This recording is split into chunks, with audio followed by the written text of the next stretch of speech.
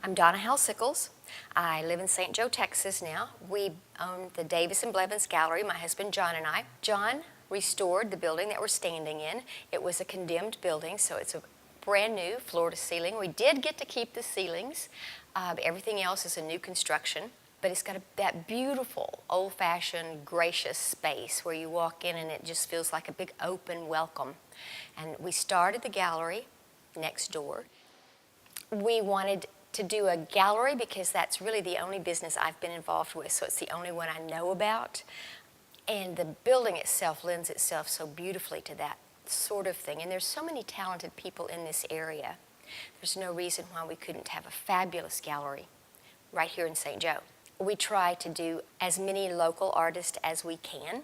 Local meaning this is the area they live in, not this is the area where they have only a reputation. So some of our artists live here, but they show in New York or they show somewhere else. So it's local in the sense of they call this place home. I call this whole area home. I was born in Sybil's Bend, which is just outside Gainesville. A little tiny school, 2 rooms. First grade through 8th grade, and then we were put on a bus to go to Gainesville for high school. We moved to New Mexico when I was in the 7th grade, and none of these small schools that I attended when I was going to school had an art department or even a drawing class. So I knew I could draw, but it was one of those like bonus talents that I really did not think had a value. So when I was a junior at Texas Tech, elementary education major, I took my very first art elective. And it was like light bulbs went off. Suddenly I had discovered something that I knew I could do for the rest of my life. So I waited until after the ad drop date before I told my folks what I had done when I enrolled the next semester, so that being frugal, they wouldn't waste that money, and I would at least get 1 semester as an art major. Worked out fine. I'm still doing it 40-something years later. So the art that I do is based primarily in storytelling and drawing.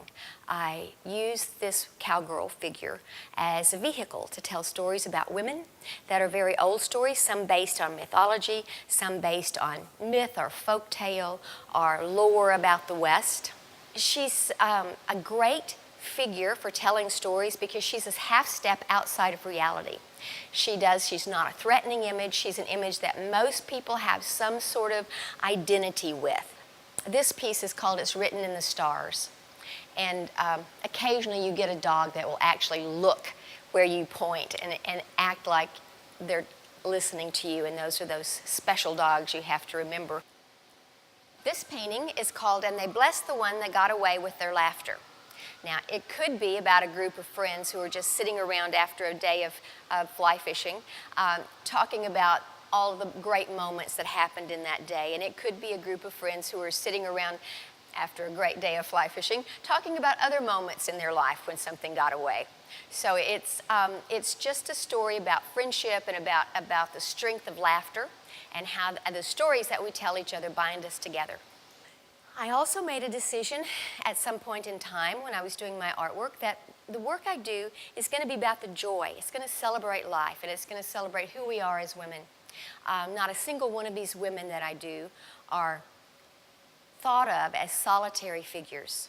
They're all part of partnerships. They're part of a team. They're not doing this on their own, but we're celebrating the Western woman in these pieces because the story of the man in the West has been told so well by so many other people that I felt like I didn't need to do that. And the story of the woman has some big gaps. I mean, it's primarily falls into some pretty large stereotypes. And women of the West were so much more than just what you would imagine in a Western. They had full and complete lives and difficulties almost beyond our understanding. So it's a privilege to get to do this kind of honor. One of the sculptures that I'm really happy we get to show in our gallery is Steve Kestrel. He is a Colorado artist, and he has won a lot of awards in the past year, a lot of museum purchases, and a lot of Best of Show awards.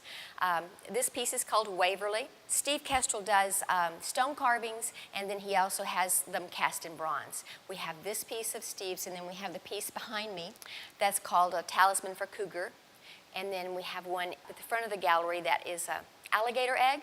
And then we have several little pieces scattered around the gallery. But he's an artist that I have known and admired for a long time, which is one of the bonuses of having a gallery is you get to show people whose artwork you really admire and people that you've maybe shown with in other galleries but not gotten to know very well. So this has been a great way to get to know a lot of people that are just simply amazing artists. The work behind me is Theodore Waddell.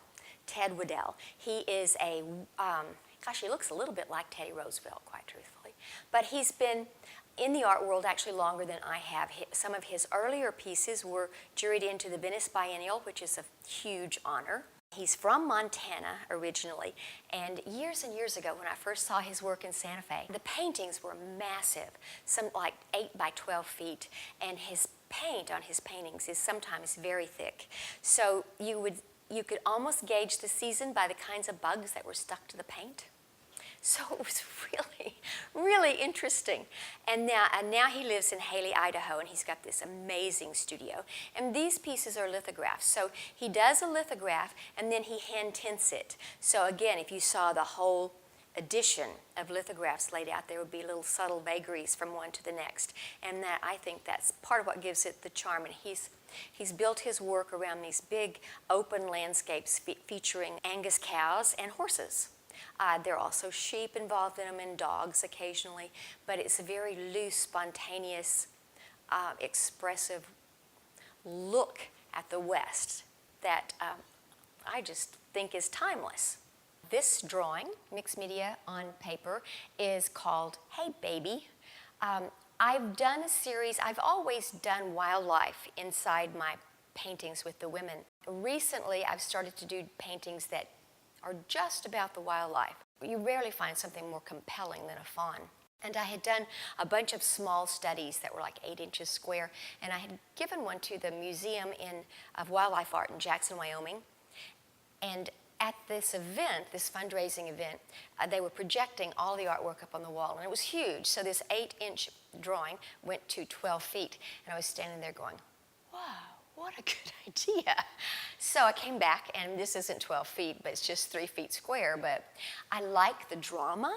I like the fact that all the small details inside the fawn's face carry so much emotion. I'm trying to keep it loose because I think that's part of the charm of how I work is a little bit of the spontaneity of the drawing where you can feel as if the figure is about to move again. So hopefully I've kind of captured that moment when you see a fawn and they do that stop that they do where everything about them is just dead still and then they're gone. This is one of the sculptors that I really admire here in the gallery. Her name is Shirley Thompson Smith. She's from Oklahoma City. She is in her 80s, and she is still producing these amazing sculptures. She was really a trailblazer in her day. That when she first started doing artwork and becoming involved in the Western art world, there were very few other women artists who were in that group. So the fact that she has been doing these lovely, iconic figures of Native American women for so long make her almost a role model for some of us. This artist is John Cook. He is an artist who lives in Louisville. He is really quite well known. He does this wonderful, loose, expressive style. He also does a lot of plein air paintings. These two and the ones around the corner are plein air paintings, and that's an art form where you go outdoors and you paint in the available light, in the available conditions. So it's a very loosely done thing that's actually quite popular right now around the country. There are plein air festivals, coast to coast. And we even had one here a couple of years ago that was very well attended and a lot of fun. So John Cook does a lot of figurative work. He's done a lot of Western work. He does a lot of wildlife. He has a charming studio with props hanging everywhere. It looks like you're in some wonderfully eccentric person's attic. It's just a great space. This artist is Daryl Howard. She is a long-term friend of mine. She lives down around Austin, Texas. She does woodblock prints, and she does it in a very timeless Japanese way. It's subtractive in that she starts with a whole piece of wood and then carves away the pieces that she doesn't want, and prints each time she carves something away. Then she prints another color, multiple passes through the press. For each color there's a different pass, and because it's all hand painted and hand applied, you could probably lay out the entire edition and you would see those subtle vagaries that make up a hand pulled print. So they're really lovely, peaceful, restorative pieces that I have always enjoyed looking at. And I've had people come in and look at me and say things like, this piece has a heartbeat. So it's work that strikes everybody on some sort of contemplative, meditative, peaceful level. And it's quite an honor to have her work as well. The artist behind me is Jim Dobson. He is an Ardmore, Oklahoma artist. He is an Oklahoma native. We have only shown his work for a couple of months, and his premise is to take these old things that he finds and to put them together with some new ideas and present something new that's his take on the West. Approaching the future, is that you can't leave your past completely behind. You take bits of it with you.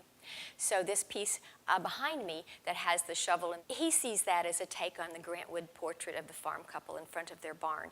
So his mind is always kind of blending the old and the new, like he sees the West as blending the old and the new. The work behind me, the metal work, is done by Richard Davis, who is a professor of sculpture at North Texas in Denton. The pieces are formed and welded stainless steel with enamel paints, and they have these beautiful free-form flowing characteristics, and he does them all sizes, from enormous to quite small studies. And I think it's really interesting that this work that he's so well known for, he also does paintings that almost no one knows he does. But if you'll look at this painting, you can see inside the body of the painting that the brushwork and the flow of the piece mimics very accurately the flow and the way he uses the color inside the stainless steel pieces. I think it's great to get to show his paintings because so few people have actually seen them, beside the pieces that he's actually quite well known for. One of the artists in our gallery that does turned wood is Joshua Bradley from Wichita Falls. He does these lovely pieces based on inspirations that he finds inside Native American pottery and weaving and pictographs to create these vessels that are made of pieces. And on the bottom of each piece, he puts how many individual pieces. This one has 421 individual pieces. And these little dark lines that you see, he actually takes the piece of wood and then it glues a laminate around it so that all of these lines are actually wood as well. So that was walnut in there. He glues it up and turns it on a lathe and gets these lovely, well-designed vessels. These photographs behind me are Van Dyke prints, and it's a very, very old process, and some of the kids have probably done something called solar prints before, and that's very similar. Deborah Fox is a local artist. She cuts the plants off of their property, and then she primes the paper with a light-sensitive medium and lays the plant matter on top of the paper, and then exposes it, clamps it inside a little sandwich of plywood and glass, and then exposes it to light, depending on what she wants to do. Sometimes they lay outside for like 9 months and the sun goes over them all day long, every day, and you build up these really rich silver tones. And sometimes when she wants to hang on to the stems, then she limits the light the plate receives to one direction for a couple of hours a day so that it doesn't go around the stem and get rid of it. So it's like a science experiment. She looks at them and goes, okay, this one's been out there long enough. She doesn't mind if they get rained on. It bleeds in from the edge and changes the color a little bit. Some of them are out there so long that the plant matter decomposes, and the chemicals that are in the plant change the colors that are on the print a little bit. So sometimes she'll get some little blues and purples that chemical really is not capable of without some help. So I find them to be fascinating, wonderful local pieces. There's something that you can talk about, and they're just stunning visually. And this is a little press setup that Deborah brought in when she hung her paintings here in late November. And when she brought this in, this little sandwich of glass and plywood with some clamps on it, this plant was all fat and puffy, so there was a big space between the glass and the wood. And as it's had dried, this is kind of sucked in, and the plant has flattened.